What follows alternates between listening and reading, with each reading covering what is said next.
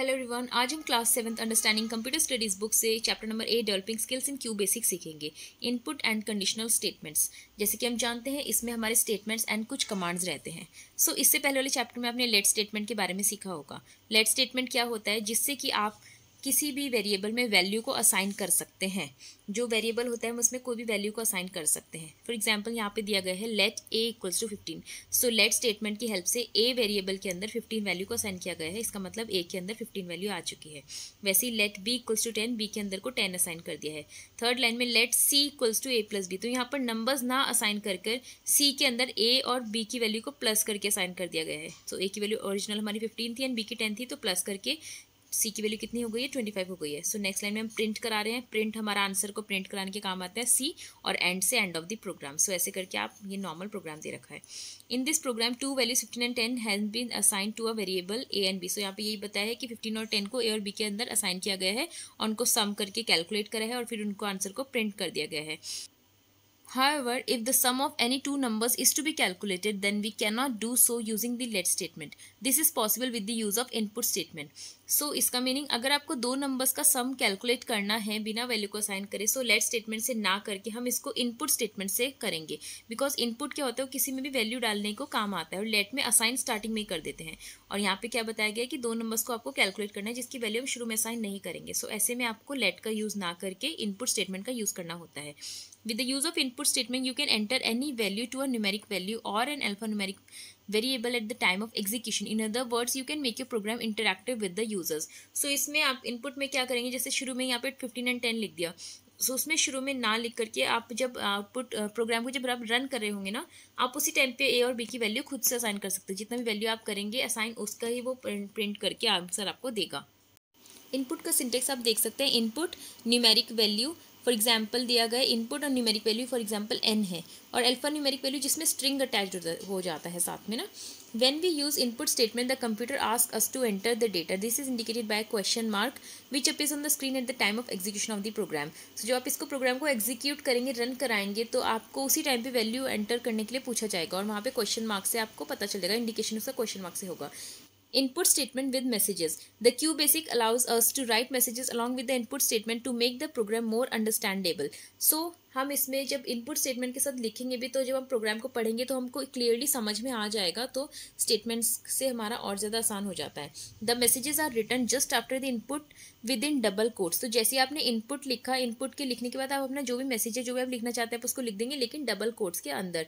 You need to put a semicolon after a message. और जब आपका message लिख दिया है, जो भी आप लाइन लिखना चाहते हैं उसको लिखने के बाद सेमी कॉलन लगाएंगे। एग्जाम्पल देखते हैं।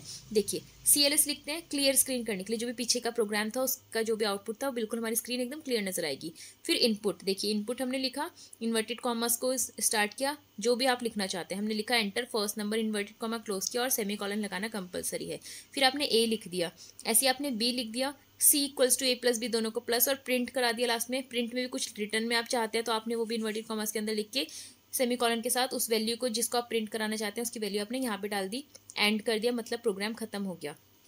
इसमें क्या होता है, जैसे ही आपने प्रोग्राम अपना लिख करके सेव किया, फिर जब आप प्रेस F5 कराएंगे, मतलब प्रोग्राम को रन कराएंगे, तो जैसे ही आप रन कराएंगे ना, तो आपके पास आउटपुट स्क्रीन में आपको यहाँ पर लिखाएगा एंटर फर्स्ट नंबर। सो आप कीबोर्ड से जितना भी वैल्यू देना चाहें आप उसको डाल सकते हैं। सो देखिए, उसमें शुरू में 15 थी ना, 15 ही थी, लेकिन यहाँ पे आप जितनी भी वैल्यू डालेंगे, दोनों बार अलग अलग वैल्यूज भी डाल सकते हैं, तो सम आपके वैल्यूज के अकॉर्डिंग आएगा।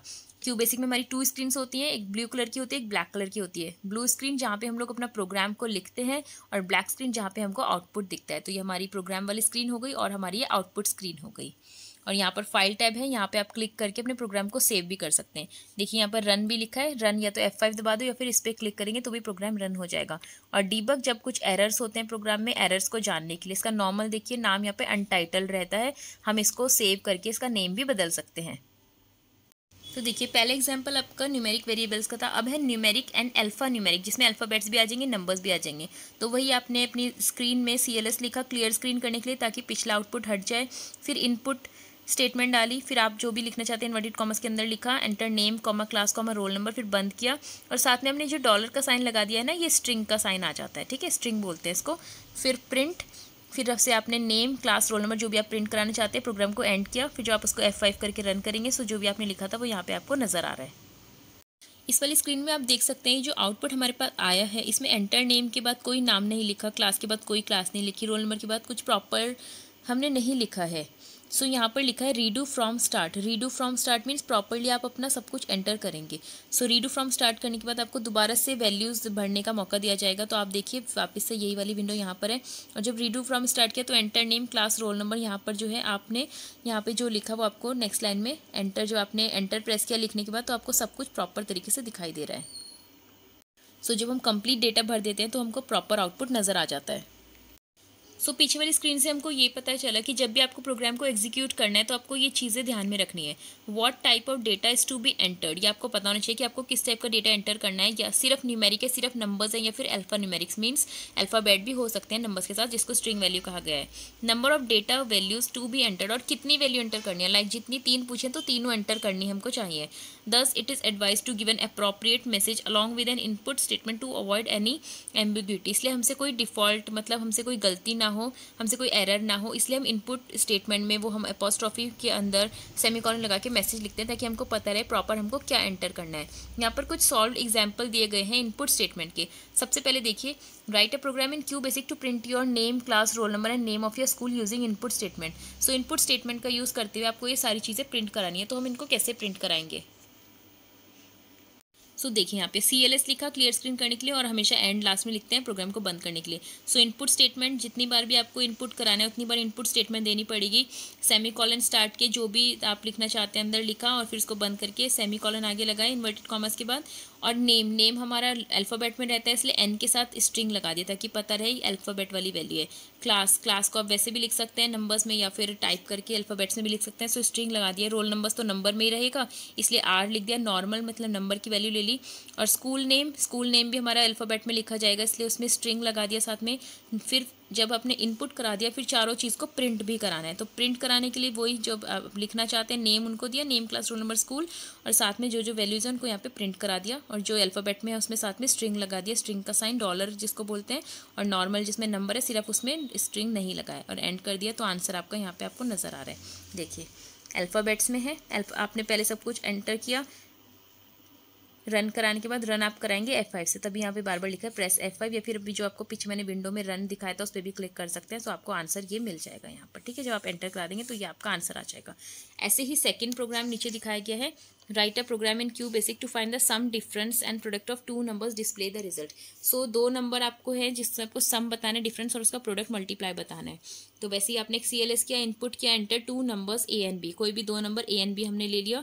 सो सबसे पहले प्लस का साइन है, S equals to A plus B, D equals to A minus B, P equals to A into B। कोई भी वेरिएबल्स हम यहाँ पे ले सकते हैं। सम के लिए S का यूज़ कर लिया, डिफरेंस के लिए D कर लिया, और प्रिंट के लिए P कर लिया। कोई भी ले सकते हैं, XYZ भी ले सकते हैं। फिर सबको प्रिंट कराया, कुछ रिटर्न स्टेटमेंट जिससे क्लैरिफाई हो। सो सम, डिफरेंस, प्रोडक्ट किया और SDP को प्रिंट करा दिया। तो आप देखिए जो आपने इसको रन कराया F5 दबा के, तो आपके पास स्क्रीन आई, एंटर 2 नंबर्स, आपने लिखा 55 एंड 45, तो ऑटोमेटिकली जैसे आपने एंटर प्रेस किया ये सब आपके पास डिस्प्ले होकर डेटा आ गया। सो ये सारा काम हम ब्लू वाली स्क्रीन में करते हैं और सारे आउटपुट हमारी ब्लैक वाली स्क्रीन में आते हैं। तो सेम तरीके से यहाँ पे और भी प्रोग्राम्स बताए गए हैं। आई होप आपको ये समझ में आ गए होंगे। आपको मेथड सेम यूज़ करना है और बस फॉर्मूलेस का इस्तेमाल करके उनको प्रिंट कराना है। आगे बढ़ते हुए conditional statements in basic. So conditional main शब्द ही आगे, कंडीशन मीन्स कोई कंडीशन लगा देना। लाइक बोलते हैं ना, अगर ऐसा करोगे तो ऐसा होगा। अगर आपने 5 रुपीज़ दुकान में जाके दिए तो ही आपको चॉकलेट मिलेगी, वरना नहीं मिलेगी। So if then, so example यहाँ पे दिया गया है कि अगर आपको होमवर्क करना है, आपकी मदर ने बोला आप तभी बाहर खेलने जा सकते हो जब आपका काम कंप्लीट हो जाएगा। सो इफ़ देन, सो वो इफ़ पे अटका है। अगर आपका इफ़ वाला काम पूरा नहीं हुआ तो देन आगे एग्जीक्यूट नहीं हो सकता है। The situation is a condition, तो एक कंडीशन हो गई।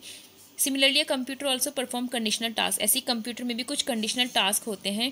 You may ask, do computers also make decision. अब आप सोचोगे कि कंप्यूटर भी डिसीजन ले सकता है। So computer can't make any decision unless you instruct the computer to do so. So computer अपने आप से कोई डिसीजन नहीं ले सकता है जब तक आप इंस्ट्रक्शन नहीं देते कि आपको ऐसा करना है। सो ये कैसे होगा? This type of decision can be made by computer in the following way. So हम कैसे अपने प्रोग्राम में कंडीशन कंप्यूटर को देते हैं? सबसे पहले इफ़ देन मीन्स अगर ऐसा होगा तो आप ये काम कर सकते हैं, आगे जो भी स्टेटमेंट रहेगी कंडीशन रहेगी। Second, if then with else, इसमें एल्स आ जाता है। इसमें एक और ऑप्शन दे देते हैं कि इफ़ अगर आपने ऐसा किया तो आपको ये करना है, वरना फिर सेकेंड स्टेटमेंट आ जाती है। Third, if then else if with else. So इसमें ज़्यादा कंडीशंस हमारी एक साथ आ जाती हैं। आगे प्रोग्राम की हेल्प से समझते हैं, आपको अच्छे से समझ में आएगा। सबसे पहले है हमारा इफ़ देन स्टेटमेंट। अब देखिए इफ़ देन स्टेटमेंट हमारा कैसे काम करता है। The if then statements are use to check a condition and then perform the task based on the given condition. So सबसे पहले इफ देन में क्या होगा, एक कंडीशन को चेक करेगा और उस कंडीशन के हिसाब से जो भी आगे टास्क उसको दिया गया है वो उसको करेगा। इस सिंटेक्स कैसे लिखते हैं, इफ जो भी यहाँ पे अपनी कंडीशन दी अगर वो ट्रू है तो ही आगे प्रोग्राम एग्जीक्यूट होगा, वरना प्रोग्राम वहीं बंद हो जाएगा। एग्जाम्पल, ए की वैल्यू 15 असाइन करी गई है, फिर कंप्यूटर ने चेक किया if A equals to 0 then print positive number.